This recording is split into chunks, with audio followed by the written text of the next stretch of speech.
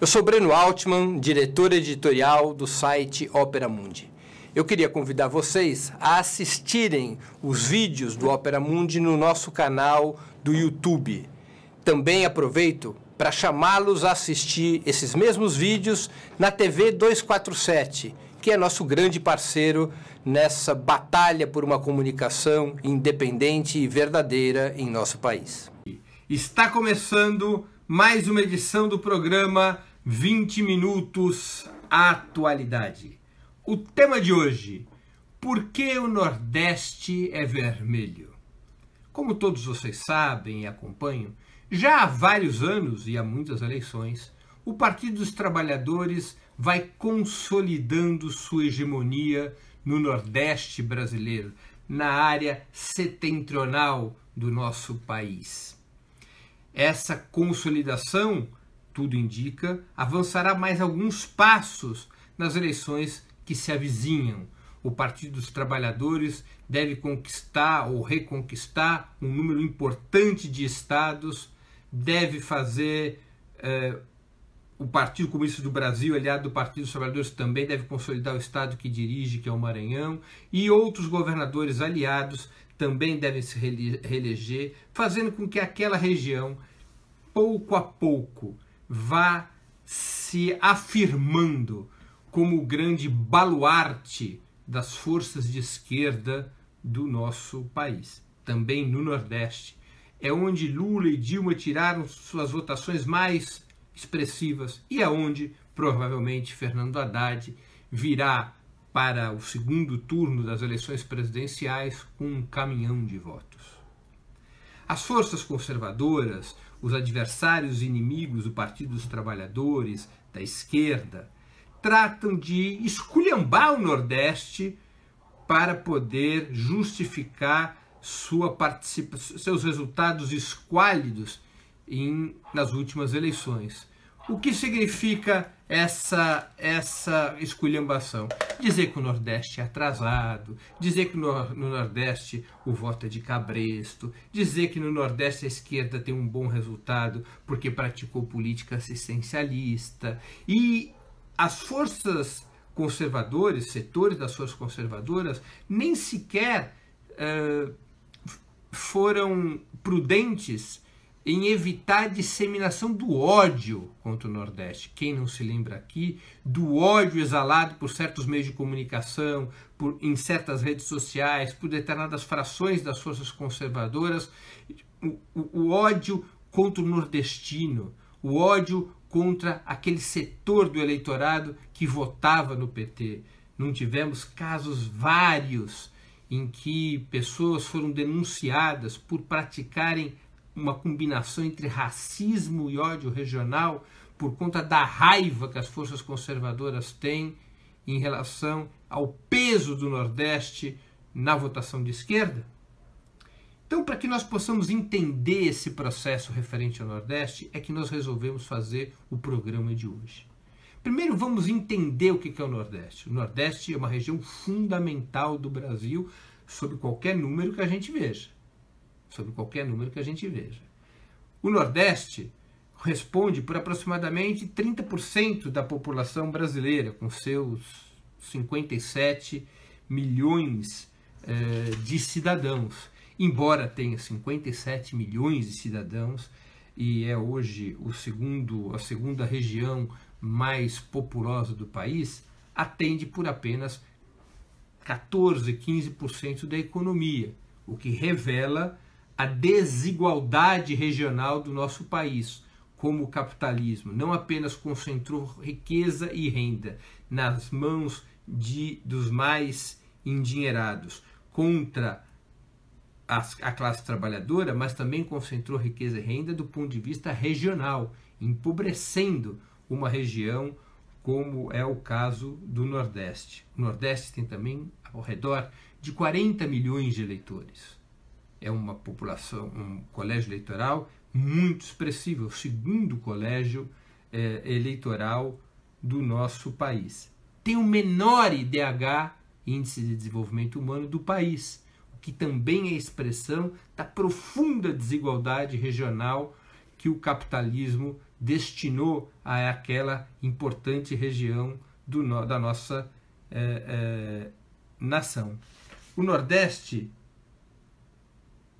é, desse ponto de vista, uma região, então, que reúne contradições econômicas e sociais de grande vulto. Se nós olharmos para a história do Nordeste, nós vamos entender por que ali as contradições do capitalismo sempre foram muito intensas, muito fortes, desde a constituição da nossa sociedade capitalista nos séculos 17, 18 e 19, sob a égide do escravagismo. Ali no Nordeste foi que se implantou de uma maneira muito agressiva o sistema de latifúndios que foi a característica da formação do Brasil. Enormes propriedades de terra, geralmente dedicada à monocultura, na qual umas poucas fazendas detinham o monopólio das plantações, da pecuária, destinando a massa dos nordestinos ou o cativeiro da escravidão, ou uma vida sem direitos, sem pousada, sem fonte de renda, vagando pelo Nordeste com uma mão de obra eventual, precarizada, e uma sociedade na qual todas as riquezas, não apenas todas as riquezas se concentravam nas mãos dos latifundiários, como também os recursos naturais estavam sob o domínio dessas elites. Os pobres não tinham acesso à água, os pobres não tinham acesso à alimentação, o Nordeste teve seguidas ondas de fome. Era, portanto, uma região na qual a exploração do trabalho, na qual a concentração da terra atingiram níveis praticamente incomparáveis em relação ao resto do país. Essa situação do Nordeste foi geradora de uma enorme mancha de miséria naquela região. E em torno dessa miséria e dessa pobreza, o Nordeste foi desenvolvendo suas lutas sociais, às quais eu vou me referir logo mais. Além da mancha de pobreza e miséria existente no Nordeste, o Nordeste também foi fruto de seguidas e importantes invasões estrangeiras, a mais importante delas, a invasão holandesa. Então o Nordeste também foi alvo, especialmente no período da cana-de-açúcar, o Nordeste foi alvo da ação colonial de outras nações, das nações metropolitanas da Europa, fazendo com que essa região também tivesse esse sofrimento na construção do seu código genético. Ao contrário do que dizem as forças conservadoras, o Nordeste nunca foi a região atrasada do país do ponto de vista político e cultural. Muito ao contrário, o Nordeste brasileiro, ao longo da sua história, em muitos momentos, foi a vanguarda das lutas nacionais e sociais do país, foi a vanguarda da sua cultura. Expoentes fundamentais da cultura brasileira emergiram do Nordeste. E, fundamentalmente, grandes batalhas sociais e nacionais, repito, naquela região tiveram vez. Desde o século XVII, desde a luta contra a invasão holandesa, nós tivemos esse peso histórico das batalhas sociais e nacionais no Nordeste. Nós podemos aqui citar vários episódios disso. Nós podemos falar da Revolução Pernambucana de 1817 e da Independência Baiana em 1822. Nós podemos falar da Conjuração baiana, que aconteceu ainda no século XVIII. Nós podemos falar da Revolta dos Malês, também na Bahia. Nós podemos falar da Sabinada, da Balaiada. Nós podemos falar da Insurreição Praieira, que é a revolução em Pernambuco, que acompanha as grandes mobilizações da Europa entre 1848 e 1849, com grande participação popular. Nós podemos falar de Canudos. Citei apenas aquelas revoltas mais relevantes, as revoltas mais importantes, entre muitas e muitas que caracterizaram no Nordeste a luta pela independência do país, a luta contra o colonialismo, a luta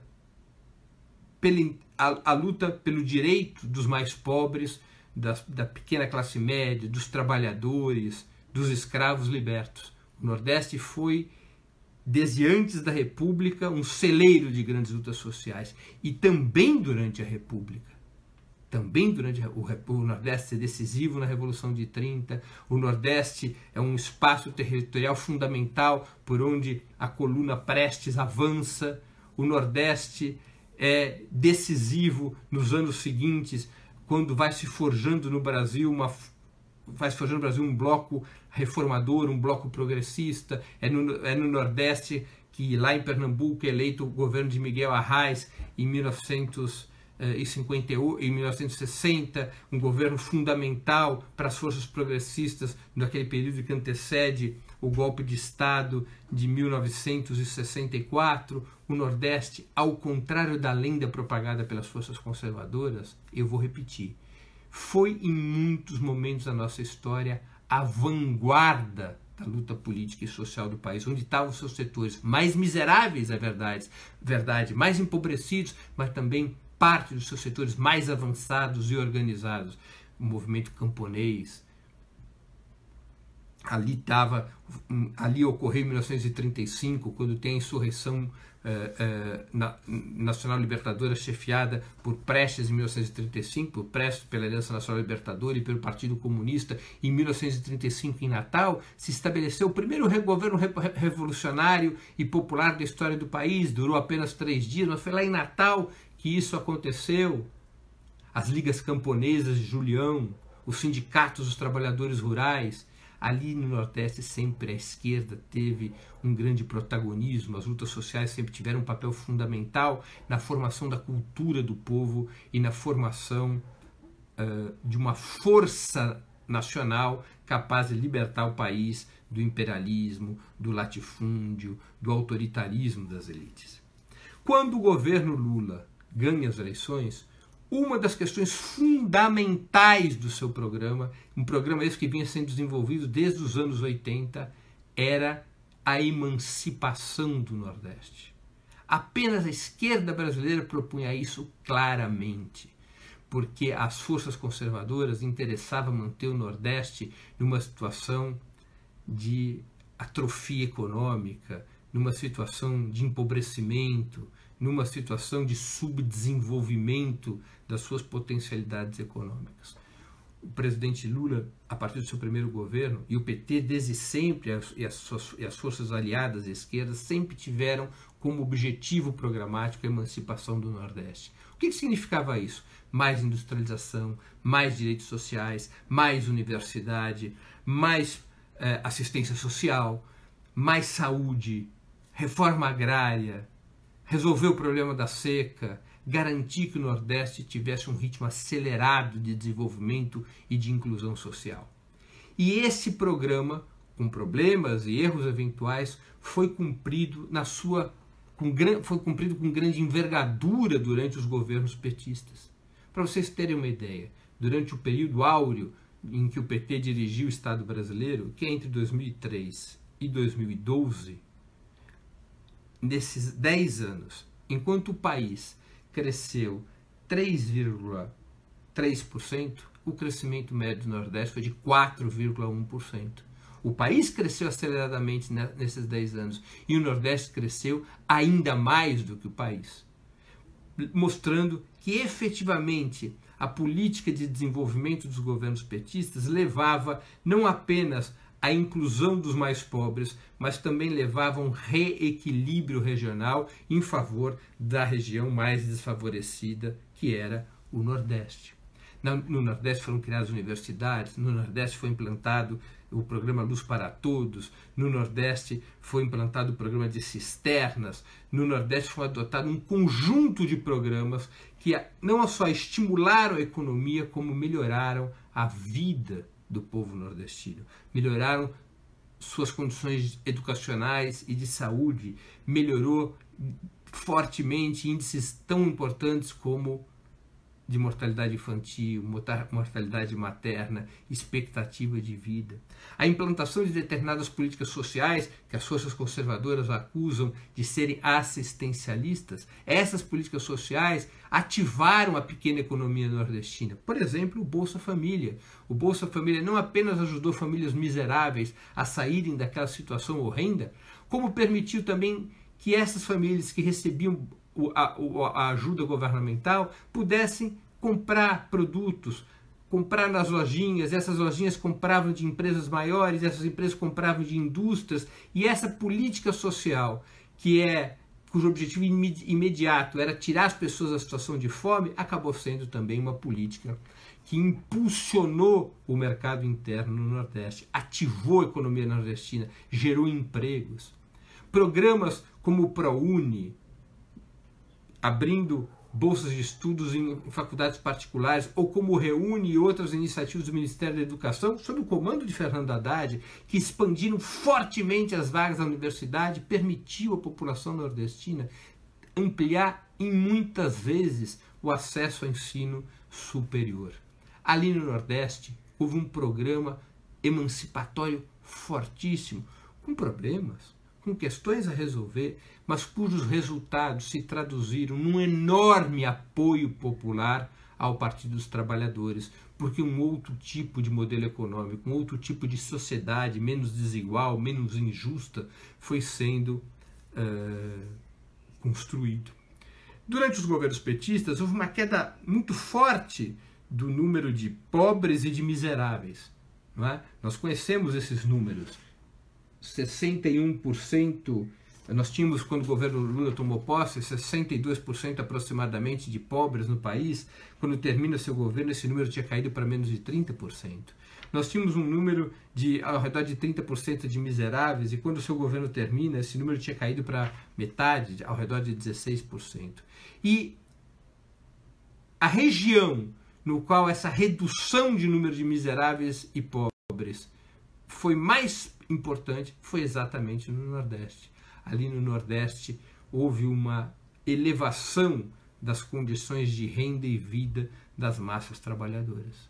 Em função deste programa, foi se criando no Nordeste alternativas de governo que vão muito além de uma onda vermelha. Não há no Nordeste uma onda vermelha, nem nessas eleições, nem nas eleições anteriores. Há já no Nordeste a consolidação de uma hegemonia de esquerda. No Nordeste vai se consolidando que a esquerda liberta os povos nordestinos da miséria, da fome, da ignorância, da desigualdade, progressivamente construindo um Estado capaz de oferecer serviços públicos mais amplos e mais dignos, progressivamente retirando as pessoas das situações bárbaras que viviam, das situações africanas em que viviam, dando a elas uma perspectiva de vida de novo tipo. Ali no Nordeste, o PT governa a Bahia, o PT governa o Ceará, o PT governa o Piauí, o PCdoB governa o Maranhão, aliados governam outros estados, e aos poucos as antigas oligarquias vão sendo desmontadas. As antigas oligarquias familiares, representantes dos donos das terras, vão sendo desalojadas do poder ou obrigadas a se submeter aos partidos de esquerda, em especial ao Partido dos Trabalhadores, que vão consolidando sua alternativa de sociedade naquela região. Essa é a razão pela qual o Nordeste é vermelho. Claro, as forças conservadoras tratam de reduzir o poder eleitoral do Nordeste, esse apoio massivo que o Nordeste entrega aos candidatos do Partido dos Trabalhadores.